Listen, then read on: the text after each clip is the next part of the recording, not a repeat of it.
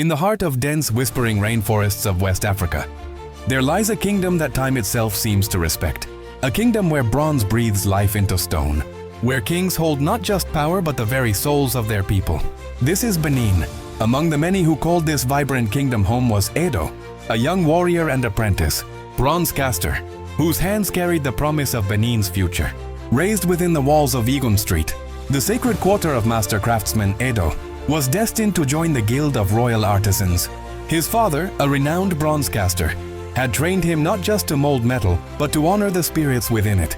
His works were beginning to echo with divine memory and to attract the wrong kind of attention. Long before the thunder of foreign guns shattered its silence, the Kingdom of Benin stood as a beacon of culture, power, and spirituality.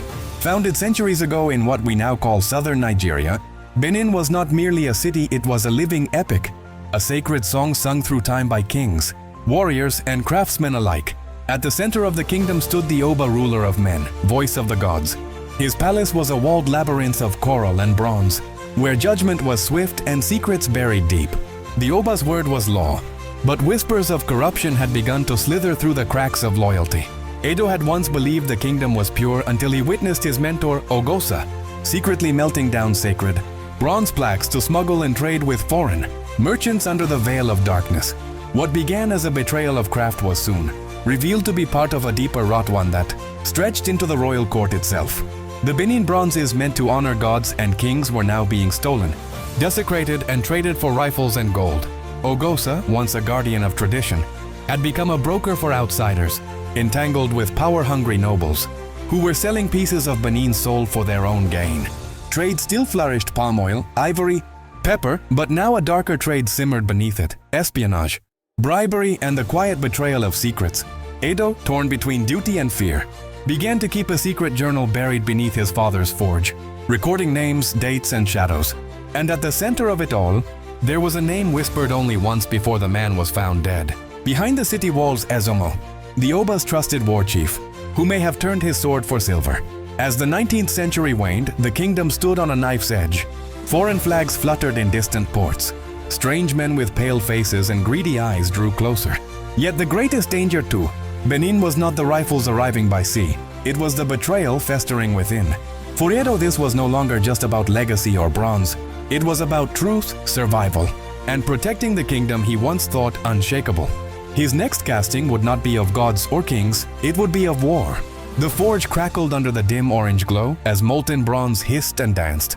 Edo stood still, hammer in hand, watching the metal cool not with pride, but with a heart caught between rage and disbelief. The piece before him was meant to honor the Oba's ancestors, yet he knew it would soon be melted, stolen, or sold to men who knew nothing of its sacred meaning. In the weeks since discovering Ogosa's treachery, Edo's world had shifted. Every gaze in the artisan guild now felt suspect. Every gesture among the palace officials seemed to carry weight. Something ancient was being broken, not just tradition but trust. At night, Edo wandered the silent streets of Benin, haunted by the sound of drums in the distance, not for celebration but as warnings. Whispers spoke of British envoys turned away by the Oba, of ultimatums delivered with a smile and backed by gunboats. But the true war, Edo realized, had already begun in the heart of the kingdom. Within the coral walls of the royal palace, the Oba sat on his sacred stool, cloaked in coral beads that shimmered like blood and fire.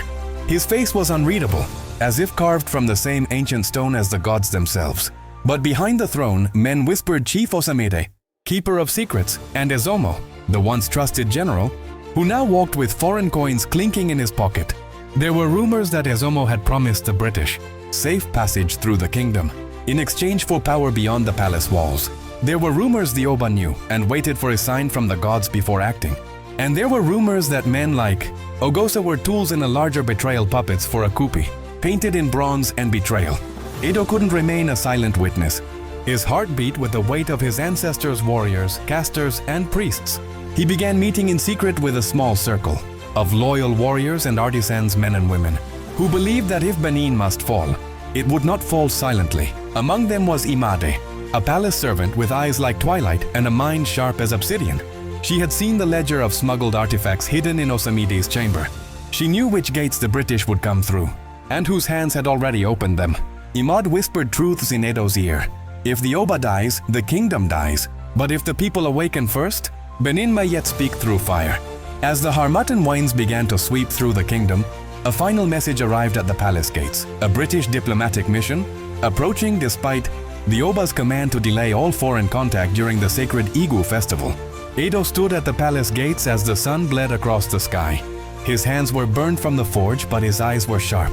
He could feel it in his chest, the weight of prophecy, of bloodlines, of betrayal unfolding like a scroll across the red earth. He whispered to Imade beside him, "The gods do not abandon their children, but we must be the fire they send." The drums began to sound again, louder this time. Not for warning, for war. The dry wind carried with it a silence that felt unnatural. Even the birds in the rainforest, canopy above the palace grounds, seemed to know what was coming. The British diplomatic mission arrived dressed not for peace but for power. Clad in khaki uniforms, their boots stomped across sacred ground without reverence. They had been warned. They had been told, no foreign presence during the Igu festival. The Oba speaks only after the gods have spoken. But they came anyway with smug confidence and hidden maps. From the shadows of the coral walls, Edo watched. Beside him crouched Imade, holding a ceremonial dagger dipped in crushed herbs. They were not alone. Edo's secret circle bronze casters, retired warriors and loyal guards waited with bows, spears and hearts full of fury. They had debated for days. Some had pleaded for patience, others for vengeance. But when word came that Chief Ezomo had secretly met the British, just days earlier confirming safe passage in exchange for co-governance, the choice became clear. Benin would speak with fire. The ambush was brutal as the British approached the second gate of the inner city, where the sacred leopard statues stood guard. A single drumbeat thundered through the air, then silence, then the attack. Arrows flew from rooftops, spears hurled from behind woven fences. Edo, his arms shaking but his resolve iron, struck down one of the riflemen with a smith's hammer turned into a weapon of war. Imad slit the throat of a soldier who had drawn his revolver, whispering, "For the ancestors." The ground was soon soaked in foreign blood. 9 of the expedition's members died on Benin soil. A few fled wounded and terrified into the forest, but the message had been sent. Benin would not bow. In the aftermath, the palace was cloaked in tension thicker than smoke. The Oba, surrounded by his council, sat with lowered gaze. His silence was thunderous. Chief Ezomo was gone, vanished into the night. Ogosa, the traitor bronze caster, was found hanging from a tree near the palace market, a warning, or perhaps an act of revenge by his foreign masters. But Edo knew better. This was no victory. It was the spark of a firestorm. Weeks later, riders brought news from the coast. The British were coming not with envoys but with an army. Over 1,200 soldiers, armed with Maxim guns, rockets and vengeance. Their mission? Punish the savages, burn Benin to the ground. The elders wept, warriors sharpened their blades. Children were hidden away, and Edo still just an apprentice bronze caster. Now a reluctant warrior found himself leading a final effort to seal the palace gates with molten bronze, to etch the last stories of Benin into plaques before the fire consumed everything. Imad stood beside him, a tear tracing down her cheek. "Even if they destroy the walls," she whispered, "they cannot erase the spirit." But in Edo's heart, a question burned. What survives when kingdoms fall? The people? The truth? Or the betrayal that brought them down? The British would arrive in days, and Benin, the kingdom of spirits, bronze, and kings, would face its darkest hour. The morning sky burned red, as if the gods themselves wept blood over Benin. From the hills beyond the kingdom's borders, the British Punitive Expedition advanced with deadly precision. Soldiers marched in files, their boots stomping out the rhythm of conquest. Machine guns, rockets, and burning torches were their language, not negotiation. Benin's warriors, fierce and loyal, had spears and machetes. They had courage. They had the blessings of their ancestors. But courage cannot stop bullets. The storm breaks, the gates of Benin, sealed with molten bronze and prayer, shattered under explosive force. The Maxim guns roared like angry gods, mowing down warriors who had only ever known war by blade and bow. Smoke curled into the skies, thick with the scent of burning wood. Charred coral and human loss, Edo fought from the rooftops, the fire of the forge now in his blood. Beside him, Imad flung firepots at advancing soldiers, screaming the names of her ancestors. They fought not to win but to resist. In the palace, the Oba sat beneath the sacred Ikegobo, the altar of strength, his royal beads still around his neck, his staff resting beside him. When the British found him, he did not run, he did not speak. He was the storm's eye still, but unbroken. He was captured. Not defeated, the betrayal burns. Chief Ezomo was seen guiding the British. Through side alleys only the palace builders knew. He pointed at temples, sacred groves, treasure vaults, and the British followed his lead like hungry jackals. But when the smoke cleared, Ezomo's body was found by the Oba's ancestral shrine, throat slit. No one claimed it, no one wept. Even traitors are not safe in a burning kingdom. The looting of a soul. They came for the bronzes next. The invaders ripped the plaques from the palace walls, smashed altars, and tore sacred masks from their wooden thrones. Over 3,000 bronzes, each one a heartbeat of Benin's memory, were boxed and labeled as spoils of war. They would soon decorate museums in London, Berlin, and New York, far from the fires where they were born. Edo and Imade, wounded and hunted, watched from the shadows. With the last of his strength, Edo retrieved 4 hidden bronzes, pieces he had made in secret, showing the Oba's final hours, the palace gates and Imade's fierce defiance. He buried them beneath a sacred tree outside the city, whispering, "One day we will rise from the soil again." Ashes and echoes, the Kingdom of Benin burned for 3 days. Temples collapsed, ancestral groves were desecrated, and yet the people survived. The Oba was exiled, far from his coral throne. Edo vanished into legend. Some say he escaped across the river. Others claim his soul became the fire that haunts the ruins at night. And Imade, some say she walked into the flames to become a spirit, protector of Benin's unborn future. But one thing is certain, though the city fell, Benin did not die. Its voice lives on in the bronzes. Its spirit waits beneath the soil. And its story, this story will never be forgotten. Decades passed. The echoes of gunfire faded. The smoke that once choked the skies over Benin became mist, drifting over the same red earth. The ruins of the palace stood like the ribs of a slain lion, broken, but sacred. The people endured. They rebuilt. But something was missing. The soul of the kingdom, its bronzes were gone. In foreign halls thousands of miles away, behind glass cases and velvet ropes, the stolen bronzes sat in silent exile. Museum visitors in London, Berlin, and New York marveled at their intricate detail. Curators gave half-stories, crafted by unknown African hands. An example of primitive genius.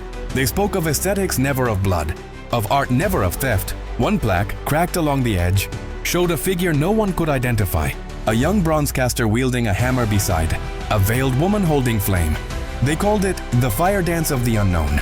They never guessed it was Edo and Imade, the seed beneath the soil. In Benin City, a new generation was rising. Among them was Adesuwa, a quiet university student with skin the color of aged bronze and a hunger for truth. She had always felt something in her, a fire she couldn't name. Her grandmother often whispered of a family lineage tied to bronze and betrayal. But the stories were always cut short. "Not yet," her grandmother would say. "When the land speaks, you'll know." One day, while researching in the archives, Adesuwa found a letter faded, sealed with a stamp of coral. It had been mailed anonymously to a Nigerian scholar decades ago. It read, "4 pieces remain buried under the Iroko tree of Uga, cast not by royal command, but by blood and fire. If you seek Benin's final truth, dig where the leopards used to prey." Unearthing memory guided by the old maps, Adesuwa and a team of local historians found the Iroko tree gnarled, ancient, and half swallowed by jungle. As they dug into the red earth, the soil began to glow faintly under the moonlight. And then they found it. Wrapped in decaying cloth were 4 bronzes. The Oba, eyes closed, seated beneath the sky. Warriors falling beneath foreign fire. A traitor pierced by ancestral wrath. A young man and woman standing at the gates of fire, unbroken. The bronzes still shone, not dulled by time. Not defeated, Adesuwa wept. Not just because of the beauty, but because in their faces, she saw her own. The fire rekindled, news spread like wildfire. The bronzes were authenticated, the story confirmed. And the world finally was forced to listen. The stolen artifacts in European museums were no longer unknown. They had names, faces, bloodlines. Adesuwa stood before the British Museum, not as a beggar of justice, but as a descendant of the fire. Her voice cut through centuries of silence. "You took them as trophies. We received them as ancestors. Return them not for guilt, but for truth." And slowly, the world began to return what it had stolen. In the heart of Benin City, a new bronze was cast, the first in 100 years. It depicted the Oba reaching down, lifting a child from the fire, surrounded by leopards watching in peace. Etched beneath it were the words, "We are the fire that endures." And deep in the palace ruins, in the shadows where Imade once stood and Edo once forged, the wind whispered again. But this time, it did not mourn, it sang.